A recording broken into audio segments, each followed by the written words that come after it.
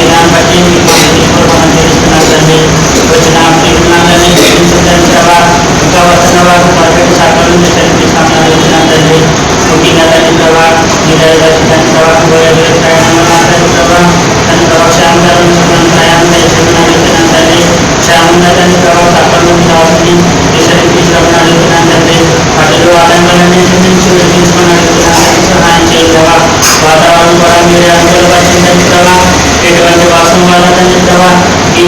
ఎవరికి కూడా ఎటువంటి ఇబ్బంది కలగకుండా సహాయం చేయమని అడుగుతున్నాను తండ్రి. ప్రకృతి తీసుకోమని అడుగుతున్నాను దేవా, సహాయం చేయండి దేవా. అదే రీతిగా దేవా, మీకు దేవా పాత్రలో దేవా భాగ్యాలను ఆరాధన ఆరాధన చేసుకుంటున్నాను. వాళ్ళ వర్తమానంలో దేవా వాళ్ళని చూసుకుని వాళ్ళని పాటించడం మా రాష్ట్రాలు మా పాంటిని సమర్పించుకున్నాను. ఉదయం ప్రార్థనలను పరిశీలన కూడా విచిత్రాంతరంగా ఈ కార్యక్రమాన్ని జరిగించమని అడుగుతున్నాను దేవా. సైతం జీవితాన్ని ప్రతి పని మీరు జరగలేమని అడుగుతున్నాను దేవా. మా ద్వారా మీరు సమీపంలో అడుగుతున్నాను తండ్రి, సహాయం చేయండి. విచిత్రాంతరంగా ఈ కార్యక్రమం జరిగేటప్పుడు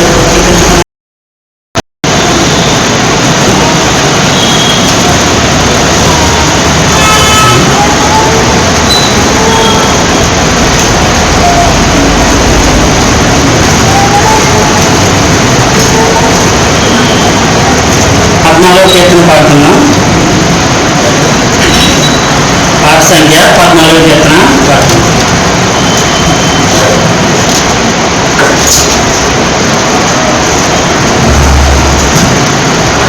చిన్న హెచ్చరిక మనందరికీ, మనము దేవుని మందిరానికి ఎన్నాళ్ళ నుంచి వస్తున్నాం. అసలే నేనైతే నా చిన్నప్పటి నుంచి నేను దేవుని మందిరానికి వస్తున్నాను. మందిరానికి వచ్చి మనం ఏం నేర్చుకుంటున్నాం? ఒక ప్రార్థన చేయమంటే మనం ప్రార్థన చేయి, ఒక ఆరాధన చేయమంటే ఆరాధన చేయి. మనకి ఏదైనా ఇబ్బంది ఏమీ లేదా? మనకి అన్ని ఇబ్బందులు ఉన్నాయి, కానీ మనం ప్రార్థన చేయాలి. దేవుడు మనకి మన జీవితంలో ఏంటి, వ్యక్తిగతంగా మన కుటుంబ జీవితంలో ఏంటి, దేవుడు ఎన్ని మేలు చేస్తున్నాం మనకి, దాన్ని కూడా మనం కృతజ్ఞత లేని వారంగా మనం ఉంటున్నాం. కాబట్టి మనము పరీక్ష చేసుకుని, కాబట్టి ఎన్ని ముందైనా మనము ప్రార్థన చేయట్లేదు, ఆరాధన చేయట్లేదు, మనం పట్టుదల కలిగి ఉండాలి. కాబట్టి ఏదో వచ్చాము ఆదివారం రాత్రి మీరు చెప్పారు కదా, ఇవాళ ప్రార్థన కూడి కాబట్టి వెళ్ళాలి, ఇవాళ ఆదివారం ఆరాధన కాబట్టి వెళ్ళాలి అంటే మనకి ప్రయోజనం కూడా ఏముండదు. ఇటువంటి పరిస్థితిలో మనం వచ్చినా రాకపోయినా వేస్ట్.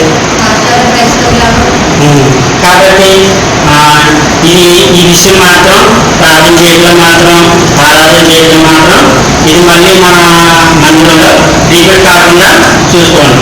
మన వారం కాకుండా 2 వారాల క్రితం అంకులేరు మనం చెప్పాం. అంకులేరు శనివారంకి మామూలుగా వాక్య పరిచయం కింద అయిపోతుందని ఒక 10 నిమిషాలు కానీ పోవడానికి కానీ మాకు టైం ఇస్తే అటు ఇద్దరు కానీ లేకపోతే అటు ఒకరు కానీ ఇటు ఒకరు కానీ ప్రార్థన చేయండి అన్నారు. ప్రార్థన చేయమన్నా కూడా ఒక్కరు కూడా రోజు ఎత్తలేదు. అప్పుడు రాస్తాను మా మొబైల్లో నేను ఇంకా అస్తమాటం ఇటు పక్కన అయినామో అటు పక్కన రాక చేసాము. ఇంకా ఇంకెందుకు ఇక నిన్న రాత్రి కూడా ప్రార్థన చేస్తారేమో, నేను ఆగిపోవడం అసలే ఎవరైనా ఇస్తారు ఎక్కడ అని చూశాను. కానీ టైం అయిపోవడం వల్ల అందులో చేశారు. కాబట్టి దయవుంచి ఇది దృష్టిలో పెట్టుకొని ఇది మాత్రం రిపీట్ అవ్వకుండా చూడండి. ఎంత వచ్చింది మీరు? లేకపోతే ఇద్దరు కూర్చోండి, జనం వచ్చినప్పుడు ముగ్గురు సర్దుకుంది. ఇద్దరు కూర్చోండి.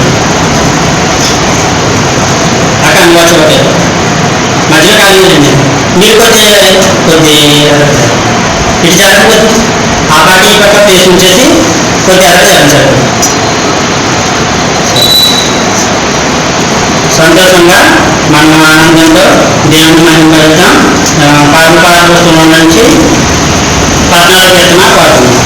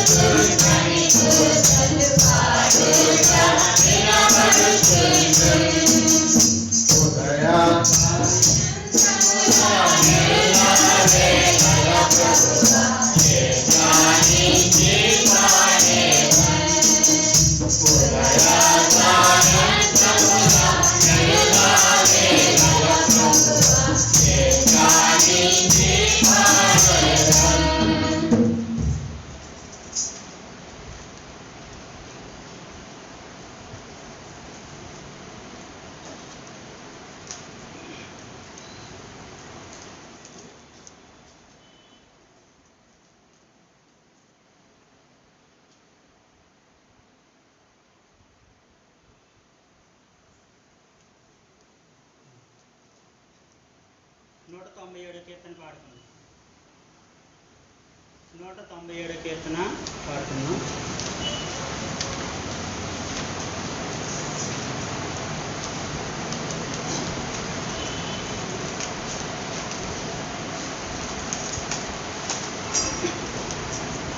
महिमा घनता स्तुति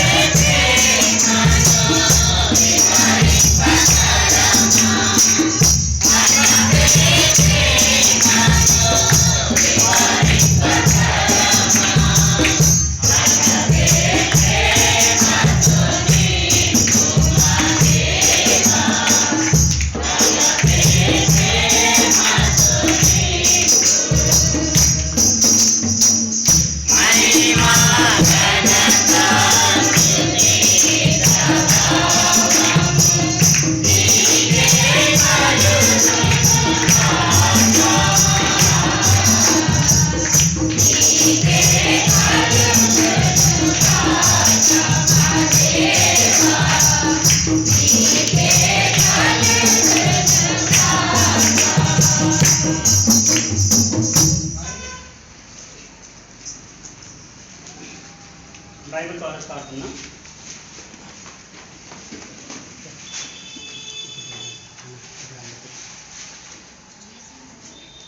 తర్వాత ఎవరికైనా బైబిల్ కావాలైతే మన దగ్గర బైబిల్స్ ఉన్నాయి. ఎవరికైనా కావాలైతే చెప్పండి, వారికి బైబిల్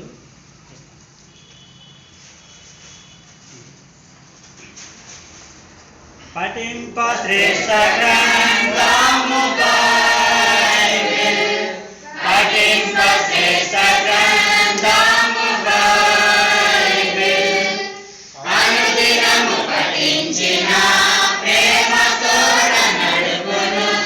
ఓ పఠింప శ్రేష్ఠ గ్రంథము బైబిల్.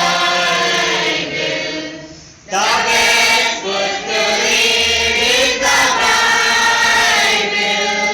The best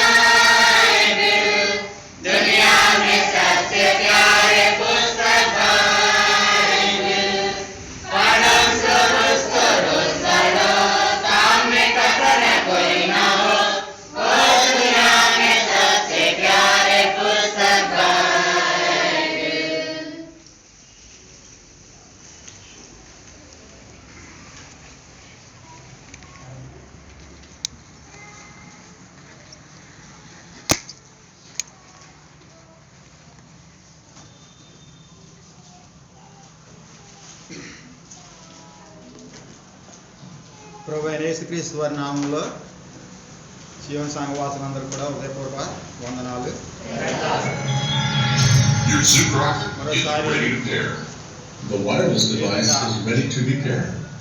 మీతో సహవాసం కలిగి ఉండడానికి దేవుడు నాకు అనుగ్రహించినటువంటి కృపను బట్టి దేవుడికి ఎంతో వందనస్తున్నాయి అన్నాను. దయచేసి క్షమించాలి. నేనైతే సమయానికే బయలుదేరాను. అయితే మధ్యలో నేను గోదావరి దాటి బ్రిడ్జి మీదకి వచ్చేసరికి వర్షం అరగంట ఆపేసింది అక్కడ.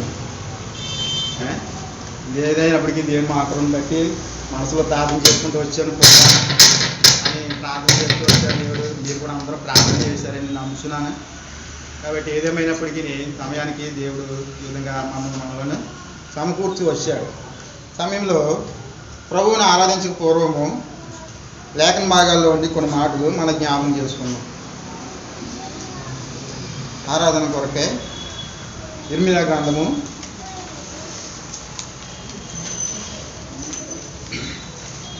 6వ అధ్యాయం 16వ వచనాన్ని అందరం కూడా కలిసి చదువుదాం.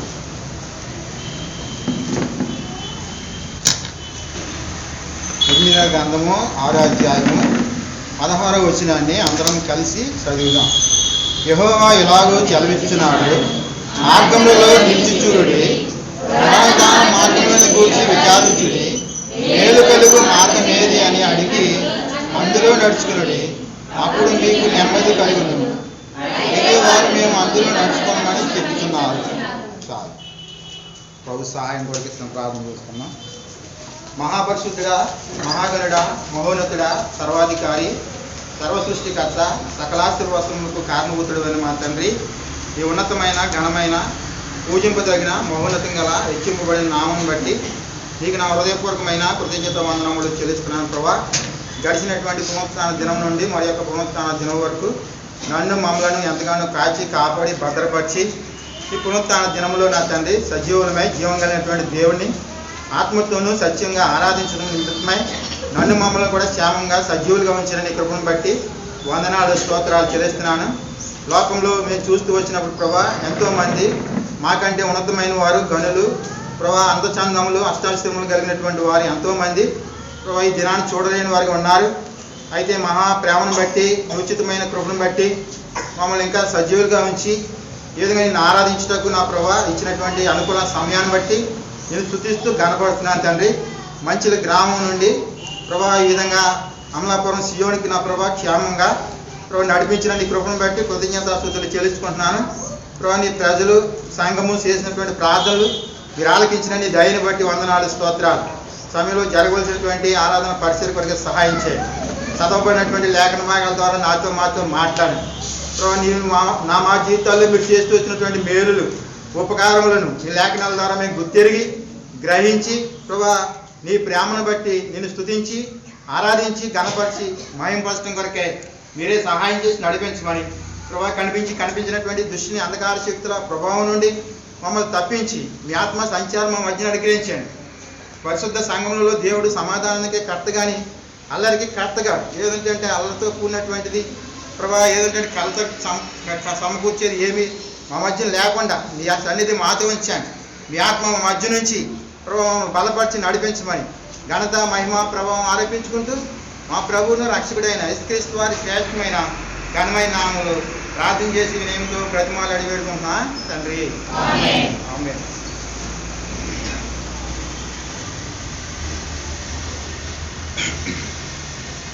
ఇక్కడ మన చదివినటువంటి లేఖన భాగము మనకు బాగా పరిచయమైందే. అయినప్పటికీ మరోసారి దేవుడు మరి మాట ద్వారా మాట్లాడటానికి ఇష్టపడుతూ వచ్చినాడు. ఏంటంటే యెహోవా ఇలాగ సెలవిచ్చున్నాడు, మార్గములలో నిలిచిచూడుడి,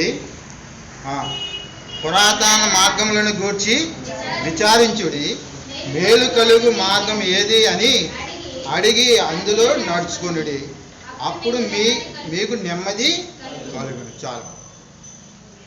మార్గములలో నిలుచుచూడుడి అంటే మార్గములు ఎలా ఉన్నాయంట? అనేకంగా మార్గాలు లోకంలో మనుషుడు ఏర్పాటు చేసుకునేటువంటి మార్గాలు ఎలా ఉంటాయండి? అనేకంగా ఉన్నాయి. అనేకంగా ఉంటూ వచ్చినాయి. ఇక్కడ మనం ఆలోచన చేసినప్పుడు ఇక్కడ ఏం చెప్తున్నాడంటే పరిశుద్ధాత్మ దేవుడు మేలు కలుగు మార్గము ఏది అని అడిగి అందులో నడుచుకున్నాడు. అంటే మేలు కలిగే మార్గము ఎన్ని ఉన్నాయండి? ఒకటే. మేలు కలిగేదైతే ఒకటే. అది మార్గాలు అనేకలుగా ఉన్నాయి. ఈ అనేకంగా ఉన్నటువంటి మార్గాల్లో ఏం లేదు, మేలు అనేది లేదు. కాబట్టి మనం చూస్తూ వచ్చినప్పుడు, ఆలోచన చేస్తూ వచ్చినప్పుడు లోకంలో మానవులైనటువంటి వారు ఈ లోకంలో ఏదో ఒక ఉన్నతమైనటువంటి స్థితిలో, ఒక ఉన్నతమైనటువంటి హోదాలో, ఒక ఉన్నతమైనటువంటి ఉద్యోగంలో, ఈ విధంగా మనం ఆలోచన చేసినప్పుడు మరి మానవుడు అనేకమైనటువంటి మార్గాల గుండా వెళ్తూ ఉన్నాడు. అనేకమైనటువంటి మార్గాల గుండా వెళ్తూ ఉన్నాడు. మరి లోకంలో సమస్తమును కలిగి ఉంటున్నాడు. అన్ని సమృద్ధిగా కలిగి ఉంటున్నాడు. భార్య, పిల్లలు, భర్త, ఇంకా కుటుంబము, ఆస్తి, ఇల్లు, ఇంకా పొలము, ఇంకా పశువులు, వ్యవసాయం, ఇలాగా మనం ఆలోచన చేస్తే సమస్తమును కూడా మానవుడు కలిగి ఉంటున్నాడు. అయితే ఇవన్నీ కలిగి ఉన్నప్పటికీ మానవుల్లో ఏం లేదంటండి, నెమ్మది అనేది లేదు. నెమ్మది అనేది లేదు ఈనాడు మానవుడు. కాబట్టి మనం ఆలోచన చేసినప్పుడు మార్గములలో నిలిచి చూడండి, మార్గాలు అనేకలుగా ఉన్నాయి. ఎవరికి తోసినటువంటి మార్గంలో వారు వెళ్తూ ఉన్నారు. ఈ మార్గంలో వెళ్తే నేను చాలా బాగుంటాను, నా కుటుంబం బాగుంటుంది, బాగుపడుతుంది అని మానవుడు తలస్తూ ఉన్నాడు.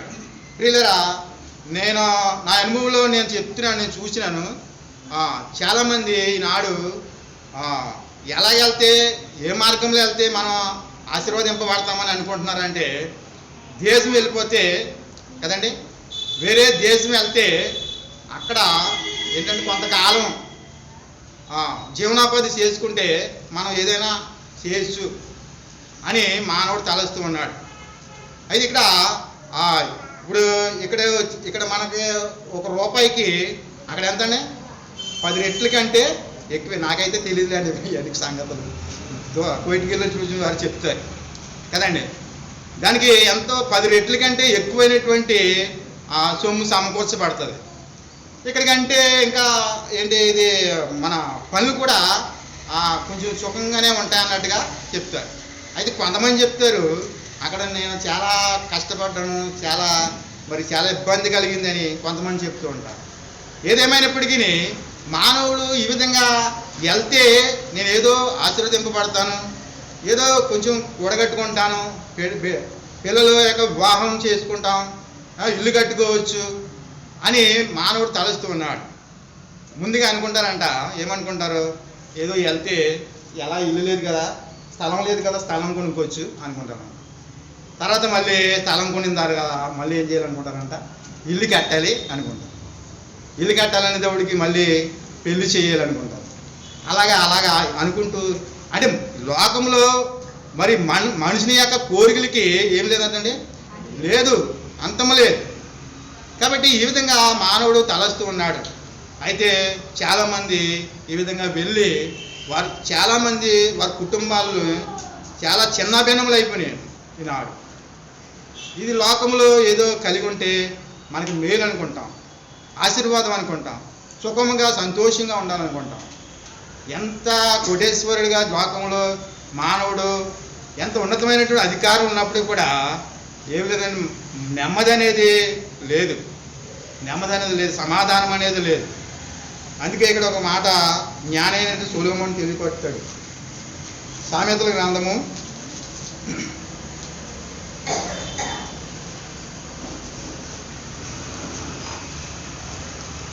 16వ అధ్యాయం 25వ వచనం.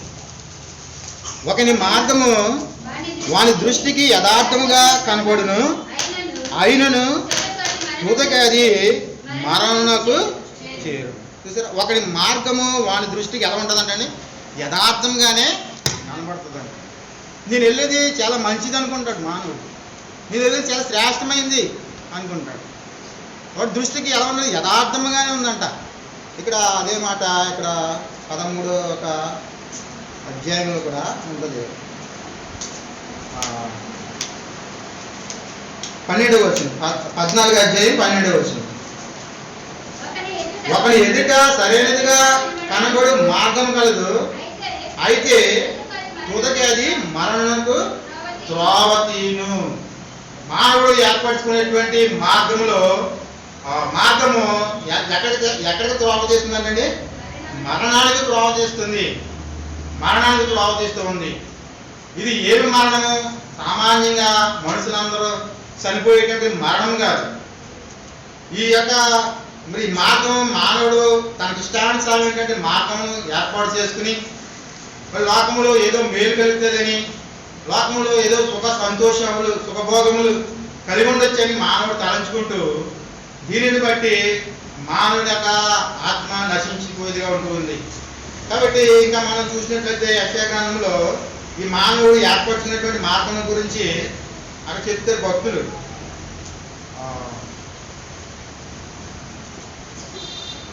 యెషయా గ్రంథము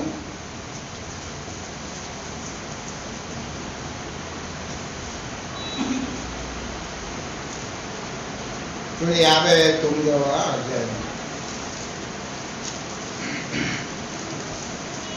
59వ అధ్యాయము 6-7 వచనాలు చదువు.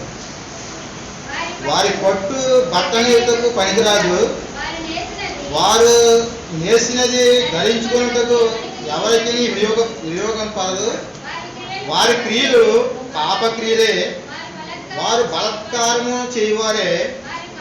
వారి కాళ్ళు పాపము చేయ పరిగెత్తుచున్నవి, నిరపరాధులను చంపుటకు అవి త్వరపడును.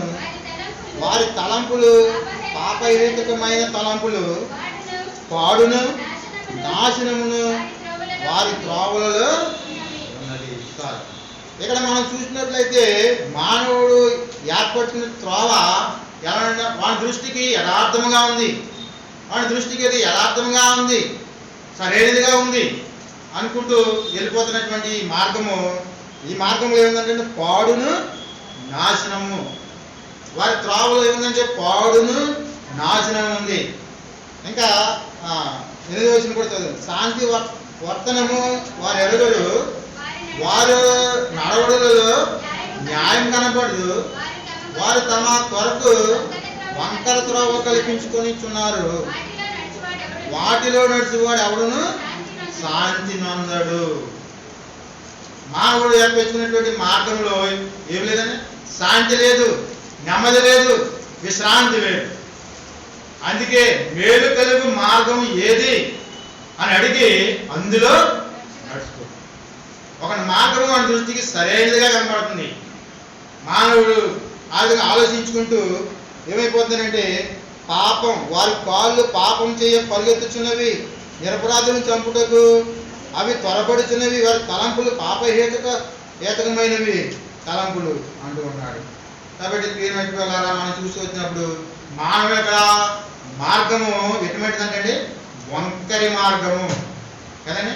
వంకరి త్రోవ, అడ్డ త్రోవలో ఏదో విధంగా వెళ్ళి మనం ఏదో వాక్యంలో చేయాలి, ఏ విధంగానైనా మనం బాగుపడాలి, నెమ్మది సమాధానం పొందాలని మానవుడు ఇవన్నీ కూడా చేస్తూ ఉన్నాడు.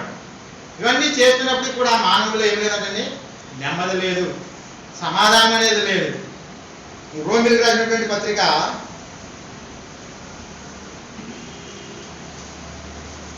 3వ అధ్యాయం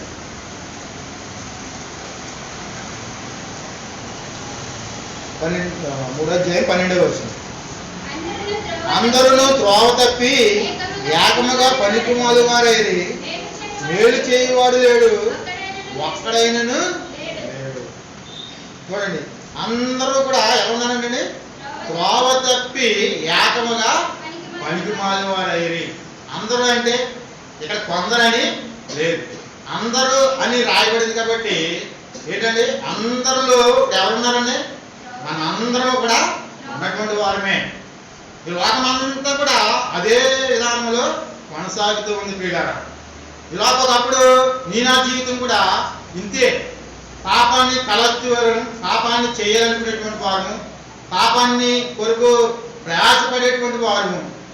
అటువంటి మనం అందరం కూడా ఎవరున్నామంటే త్రోవ తప్పి ఏకముగా పనికి వచ్చేటువంటి వారం అయితే కాదు. మనం వెళ్ళినటువంటి మార్గము అది మనకు సరైనదిగా ఉండి అయితే మన జీవితాన్ని ఎక్కడ తీసుకుపోతుందండి? నరకానికి నిత్య నాశనం తీసుకుపోతుంది. మనందరం కూడా ఏకముగా పనికిమాలిన త్రోవ తప్పినటువంటి వారు, త్రోవ తప్పిపోయినటువంటి వారు. కాబట్టి ప్రియమైన వల్ల మన మార్గం, మనం ఎంచుకున్న మార్గం మనకి సరైనదిగానే ఉండేది. నా మట్టికి నేను అనుకునేవాడిని, నేను చేసేదంతా కూడా మంచిదే, అందరూ కూడా మంచివాడు అనేవారు. అప్పుడు కూడా ప్రభువుని ఏర్పూర్వకం కూడా నన్ను నేను చేసే పనులు బట్టి మంచిగానే ఉండి, అయితే నా యొక్క ఉద్దేశములు, నా యొక్క ఆలోచనలు, నేను చేసేటువంటి పాప పనులు ఎవరికి కనబడేవి కాదు. ఎవరికి కనబడి? పైనుండి ఆకాశం ముందు ఆశీనుడు అనేటువంటి దేవుడికే కనబడేది. ఆయన చూస్తూ వచ్చాడు నా నడవిడ అంతా. నేను పాపంలో పుట్టిన వాడును, పాపంలోనే నా తల్లి నన్ను గర్భం ధరించిందని భక్తుడైనటువంటి దావీదు మహారాజు చెప్తాడు. అటువంటి జీవితం నేను కలిగి ఉన్నాను. అయితే నేను ఏ పాపం లేదనుకునేటువంటి వాడు, నన్ను ఎవరో చూడలేదనుకునేటువంటి పరిస్థితులు, ఎవరికి వారమే ఇదే స్థితి కలిగినటువంటి వాడు. కాబట్టి ఈ యొక్క మన స్థితిలతోతే మన మన పాదములు ఎక్కడికంటే పాపం చేయ పరిగెత్తేటువంటివి, ఎదుటి వారిని పాడు చేయలేనటువంటి ఆలోచన, ఎవరెలా నాశనం అయిపోతే నాకెందుకు, నేనైతే బాగోవాలి, నేను మంచిగా ఉండాలి, నా కుటుంబం బాగుపడాలి, ఇదే ఆలోచన. స్వార్థ పూర్వమైనటువంటి ఆలోచన. వంకర త్రోవలు మన త్రోవలు. ఆ వంకర త్రోవలో వెళ్ళిపోవడం ద్వారా మనకు వచ్చేటువంటి ఫలితం ఏంటంటే కీర్తన గ్రంథము 1వ అధ్యాయం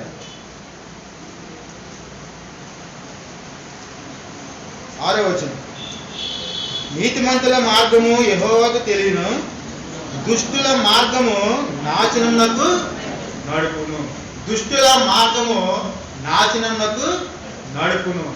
ఇటువంటి మనమందరం కూడా మరి త్రోవ తప్పినటువంటి వారమై ఏకముగా పనికిమాలిన వారు. మన త్రోవలు వంకర త్రోవలు, మన త్రోవలు మంచి త్రోవలు, చెడిపోయినటువంటి త్రోవలు. మన త్రోవలు ఏంటంటే ఇక్కడ నాశనకరమైనటువంటి త్రోవలో మనం వెళ్ళాం. ఒకటి మార్గము మన త్రోవ యథార్థంగానే సరైనదిగానే కనపడేది, అయితే అది మనకి మరణానికి చేరదీసేది. అయితే ఈ సంగతిని మనం ఎరగము. దయగలిగినటువంటి దేవుడు ఈ సంగతిని ఎరిగినటువంటి వాడే. మనం ఆ మార్గంలో మనకు సరైనదిగా ఎంచుకునేటువంటి మార్గంలో మనం వెళ్ళిపోతూ మరి మన పాపభారం మోసుకొని వెళ్ళిపోతున్నటువంటి మనలను, నిత్యనరకానికి పాత్రులుగా వెళ్ళిపోతున్నటువంటి మనలను దేవుడు తన పరిశుద్ధమైనటువంటి పిలుపుతో ఆయన మనను పిలుచుకుంటూ వచ్చాడు. ప్రయాసపడి భారం మోసుకొనిచున్న సమస్త జనులారా నా యొద్దకు రండి, నేను మీకు విశ్రాంతిని కలగజేస్తాను.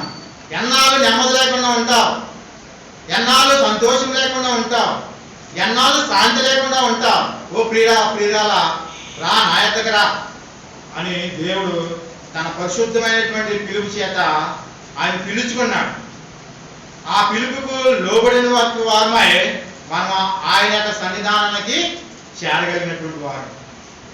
ఈ ధన్యత అనేకులకు వినబడినప్పటికీ వారు ఇంకా ఏం చేస్తున్నారు? వారి హృదయాలు కఠినపరుచుకుంటూ ఉన్నారు. అయితే దేవుని యొక్క మహాకృపను బట్టి జగత్ పునాది వేయబడక మునిపే దేవుడు మనలను క్రీస్తులో ఏర్పాటు చేసుకున్నాడు కనుక మరి ఆ ప్రతి పనికి కూడా సమయం కలదని ప్రసంగి చెప్పినట్లుగా ఆయా సమయాలకి దేవుడు మనలను ఆయన పిలుచుకుని ఆయన సన్నిధానంలో ఆయన ప్రజలుగా ఆయన ఆరాధించిన కోరిక దేవుడు మనలను ఏర్పడుకుంటూ వచ్చినాడు. అందుకే యెషయా గ్రంథము ఆయన యొక్క ప్రేమ మన పక్షంగా ఎంతో ఉన్నతమైనదిగా ఉంటూ వచ్చింది. చూడండి 6వ వచనం, 53వ అధ్యాయం 6వ వచనం యెషయా గ్రంథము. మనమందరము గొర్రెల వలె త్రోవ తప్పిపోతుమే, మనలో ప్రతివాడును తనకిష్టమైన త్రోవకు తొలగెను, యెహోవా మన అందరి దోషమును అతని మీద మోపెను. చూసారా దేవుని యొక్క ప్రేమ, దేవుని యొక్క ప్రేమ అపారమైనటువంటి ప్రేమ, అగాపే ప్రేమ కదండి. అగాపే ప్రేమ ఈ లోకంలో ఎవరు చూపలేనటువంటి ప్రేమ యేసుక్రీస్తు ప్రభువారి తన ప్రియ కుమారుని ద్వారా దేవుడు మన పక్షంగా తెలియపరుస్తున్నాడు. మనమందరము గొర్రెల వలె త్రోవ తప్పిపోతుమి, మనలో ప్రతివాడు తనకిష్టమైన త్రోవకు తొలిగెను. యెహోవా మన అందరి దోషమును ఏం చేయండి, అతని మీద మోపెడు. మనందరి దోషమును అతని మీద మోపెడు.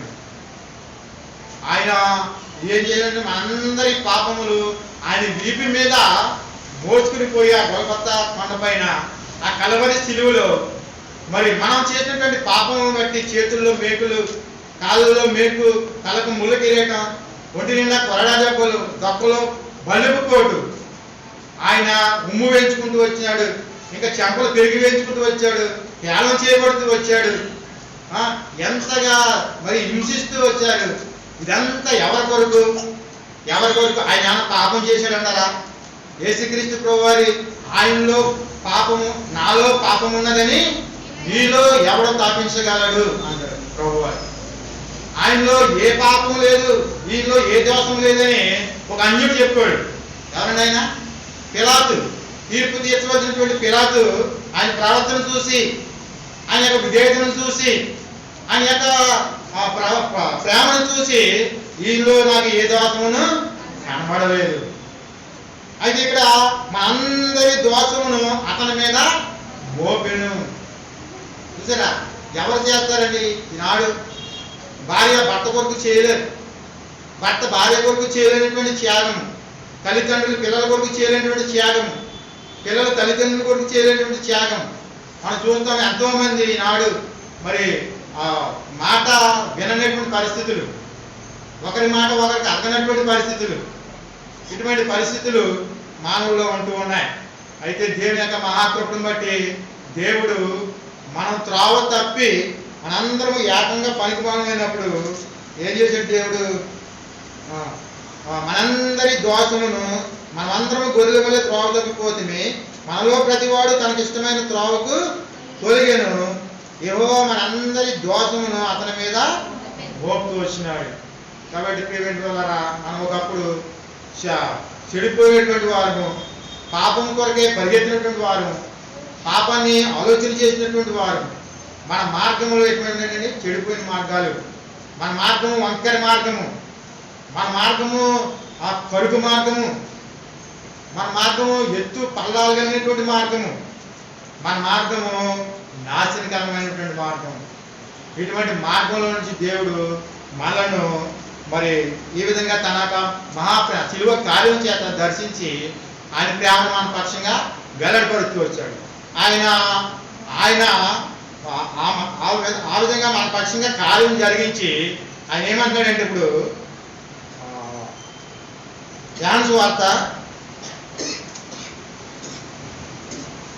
14వ అధ్యాయము 6వ వచనం.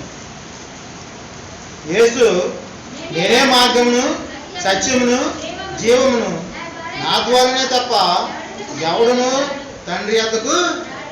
ఏమన్నాడినా? నేనే మార్గమును సత్యమును జీవమును, నా ద్వారానే తప్ప ఎవడో కూడా తండ్రి యొద్దకు రాడు. పరలోకానికి, తండ్రి యొద్దకు, దేవుని యొద్దకు, సృష్టికర్త అయినటువంటి దేవుని యొద్దకు మనలను తీసుకువెళ్ళటానికి మనం ఈ వంకర త్రోవల నుంచి, ఈ యొక్క నాశనకరమైనటువంటి త్రోవల నుంచి దేవుడు మనను ఆయన త్రోవలోనికి, ఆయనే మార్గముగా మనకి ఉంటూ ఉన్నాడు. ప్రియులారా, నేనే మార్గమును సత్యమును జీవమును అంటూ ఉన్నాడు. ఆ మార్గం గురించి ఆ మార్గం లేనటువంటి భక్తులు ఆ మార్గం గురించి తెలియపరుస్తున్నారు. చూడండి, కొంతమంది భక్తులు ఆ మార్గం గురించి తెలియపరుస్తున్నారు. వారు ఎరిగినటువంటి సత్యం. కీర్తనల గ్రంథము 77వ అధ్యాయం 13వ వచనం చదువు.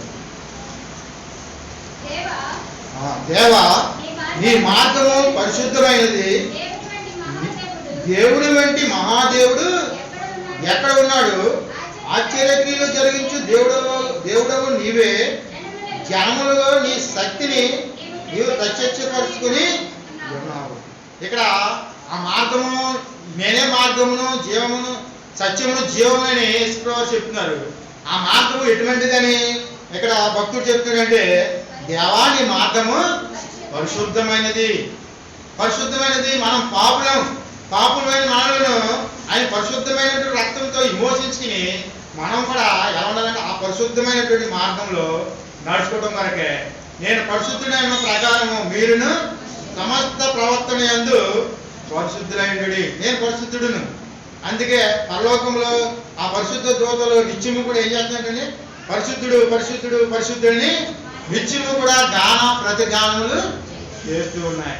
కాబట్టి ఆ మార్గము ఎటువంటిదంటే, మొదటగా పరిశుద్ధమైనటువంటి మార్గము. ఆ మార్గం పరిశుద్ధమైనది. దేవుడి వంటి మహాదేవుడు ఎక్కడ ఉన్నాడు? ఇటువంటి పరిశుద్ధమైనటువంటి దేవుడు మనకి ఎక్కడ లేడు. రెండోదిగా ఆ మార్గం ఎటువంటిదని మనం చూస్తే, ఇదే కీర్తన గ్రంథము చాలా మంది చాలా రకాలుగా ఈ మార్గం గురించి వర్ణిస్తూ వచ్చారు. అయితే మనం ఒక 3 మాటలు మనం జ్ఞాపకం చేసుకుని ప్రభువుని ఆరాధన చేసుకుందాం. ఇదే కీర్తన గ్రంథము 16వ అధ్యాయం 11వ వచనం. జీవ మార్గమును నీవు నాకు తెలియజేసేదువు, నీ సన్నిధిని సంపూర్ణ సంతోషము కలదు, నీ కుడి చేతిలో నిత్యము సుఖములు కలవు.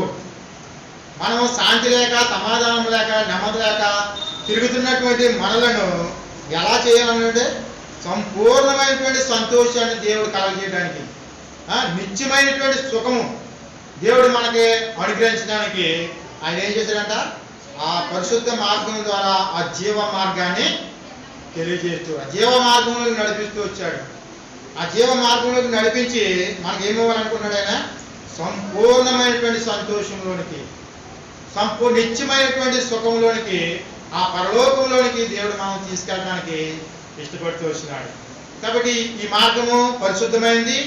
రెండోదిగా చూస్తే జీవ మార్గం, జీవం కలిగినటువంటి మార్గం.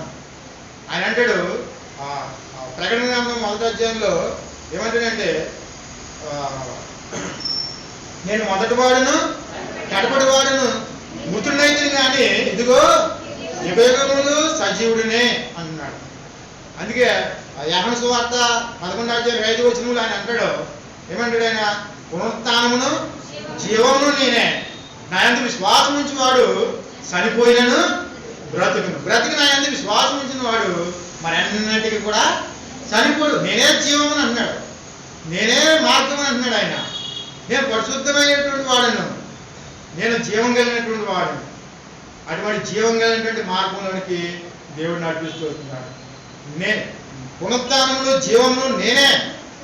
మన పాపముల చేత అపరాధముల చేత చచ్చిన వారిని నిత్య నాశనానికి పాత్రగా ఉన్నటువంటి మనలను మన కొరకే ఆయన పరిశుద్ధ రక్తాన్ని చిందించి చనిపోయి సమాధి చేయబడి ఆయన మరణాన్ని జయించి పునరుత్థానుడే తిరిగి లేచినటువంటి వాడు. పునరుత్థాన జీవాన్ని మనకు అనుగ్రహించి ఆ జీవ మార్గంలోనికి మనం నడిపిస్తూ వస్తున్నాడు. ఇది పరిశుద్ధమైంది. కాబట్టి ఇది ఆయన మార్గం పరిశుద్ధమైంది, జీవమైంది. కాబట్టి ఆ మార్గం గురించి భక్తులు ఏమన్నాడు చూడండి. మరొక మాట, హోషేయ గ్రంథము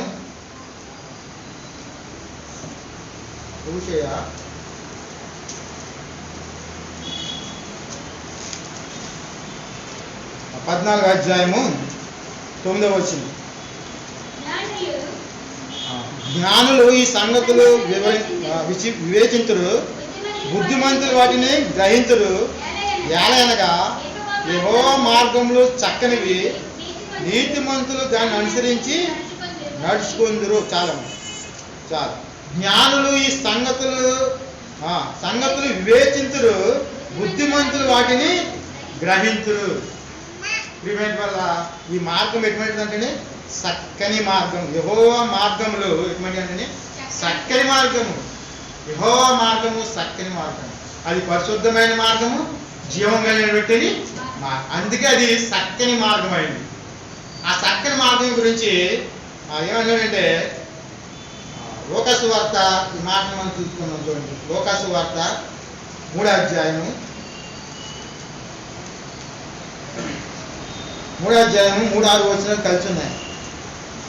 అంతటా అతడు వచ్చి పాప క్షమాపణ నిమిత్తము మారు మనసు విషయమై బాప్తిస్మం పొందవలనని యార్దాను నది ప్రదేశమంతటా ప్రకటించుచుండెను. ప్రభు మార్గము సిద్ధపరచుడి, ఆయన త్రోవలు సరళము చేయుడి. ప్రతి పల్లము పూడ్చబడును, ప్రతి కొండయు మెట్టయు పల్లము చేయబడును. వంకర మార్గములు తిన్నవగును, కరుకు మార్గములు గుండనవగును. సకల శరీరంలో దేవుని రక్షణ చూసేది. చాలు చూడండి, ఈ మార్గము ఎటువంటి మార్గం అండి? ప్రభు మార్గము సిద్ధపరచుడి, ఆయన త్రోవలు సరళము చేయుడి. ఆయన మార్గము పరిశుద్ధమైనది, ఆయన మార్గము జీవం కలిగినది, ఆయన మార్గము చక్కనిది, ఆయన మార్గము సరళమైనది. ఆయన మార్గం ఎందుకు సరళమైంది అంటే చూడండి, ఇక్కడ ప్రతి పల్లము పూడ్చబడును, ప్రతి కొండయు మెట్టయు పల్లము చేయబడును. మన త్రోవలు ఎత్తు పల్లలు కలిగినటువంటి త్రోవలు, మన త్రోవలు వంకర త్రోవలు, మన త్రోవలు ఏంటంటే వంకర త్రోవలు, మన త్రోవలు కరుకు త్రోవలు. కానీ దేవుని యొక్క త్రోవ సరళమైనది, నునుపైనది, సున్నితమైనది. దేవుని యొక్క ప్రేమ మరి ఈ విధంగా దేవుడు మన పక్షంగా వెల్లడిపడుతున్నట్టు పిల్లరా, అటువంటి వంకర త్రోవల నుంచి మనలను దేవుడు ఆయన యొక్క సరళమైనటువంటి త్రోవలోనికి, ఆయన చక్కని మార్గంలోనికి నా దేవుడు మనల్ని నడిపిస్తూ వస్తున్నాడు. మరి ఈ మార్గం ద్వారా నేనే మార్గము సత్యము జీవము, నా ద్వారా తప్ప ఎవరు తండ్రి వద్దకు. ఇది ఎంత గొప్ప మేలు కలుగు మార్గము ఏది అని అడిగి అందులో నడుస్తుంది. ఇటువంటి మేలు కలిగినటువంటి మార్గంలోనికి మనం నడిపించినటువంటి దేవుడికి మరి మనం ఏమివ్వగలము? ఏమిచ్చినా ఏమి చేసినా ఆ రుణము తీరక అట్లా ఉండవలసిందే. అయితే దేవుడు మన పక్షంగా చేస్తున్నటువంటి కార్యములను మనం ఎప్పుడు కూడా, ఆయన చేసినటువంటి ఉపకారములను ఎప్పుడు కూడా మరవకూడదు. తలంచుకుంటూ ఇంకా వ్యక్తిగతంగా మనం దేవుడు మరి ఏ విధంగా కాపాడుతూ వచ్చాడు ఈ భయంకరమైనటువంటి దినాల్లో. మరి నేను చూసినటువంటి వారి ఈ దినాన్ని అంటలేదు, ఎంతోమంది గొప్పవారు అన్నటువంటి వారు లోకం నుంచి వెళ్ళిపోతున్నారు. అయితే దేవుడు మనకి ఇంకా ఆయన ఆయుష్ను ప్రకటించి, ఆయన పొగిడించి మనం ఇంకా సజీవులుగా భూమి మీద ఆయన నామాన్ని మహింపరచడం కొరకు మన జీవితాలని ఆయన కొరకే, ఆయన త్రోవలో సరళమైనటువంటి త్రోవలో, ఆ పరిశుద్ధమైనటువంటి త్రోవలో నడిపించుకుని ఆ పరిశుద్ధ పట్టణానికి మనం తీసుకెళ్తాను దేవుడు ఇష్టపడుతూ వస్తున్నాడు. కాబట్టి ఇటువంటి మార్గాన్ని బట్టి, దేవుడు మనకి ఇచ్చినటువంటి మార్గాన్ని బట్టి, ఇంకా మన వ్యక్తిగతంగా కుటుంబాల్లో మన చేసి వచ్చినటువంటి మేలుని బట్టి దేవుడిని కృతజ్ఞత గలవారమే దేవుని ఆత్మతోనూ సత్యంతో ఆరాధిద్దాం. దేవుడు పరిశుద్ధాత్మ దేవుడు ఆ విధంగా సహాయం చేసి మనలను నడిపించింది కాక. ఆరాధన సహోదరుడు ఒక సహోదరి బిడ్డగా స్పష్టంగా ఆరాధన చేయండి. Gracias.